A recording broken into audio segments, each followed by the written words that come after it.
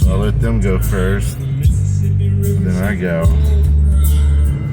That was that Forester that tracked me down last time. I'm gonna go back through this and get his license plate. Tried to run me off the road, turned around and chased me down. He didn't come on the property, but he was yelling at me.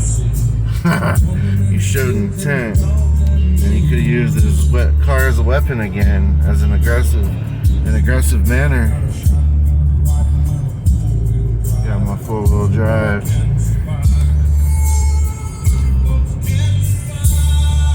Yeah, we sure can survive.